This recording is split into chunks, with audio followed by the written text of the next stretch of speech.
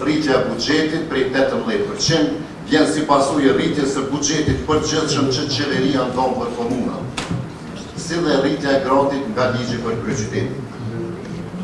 Me një fjalë, Prishtina po ngec. Dhe këtë nuk e themi vetëm ne, por të numrat që sot na janë prezantuar. Prandaj, çdo përpjekje për ta paraqitur këtë rritje të buxhetit si sukses qeverisë komunale është mashtrim publik. Një problem tjetër shumë serioz është fakti se sot po kërkohet ta votojmë këtë draft buxhet pa asnjë raport financiar për vitin paraprak. Po na kërkohet votojmë 150 milion euro pa mbit llogarit dhënie.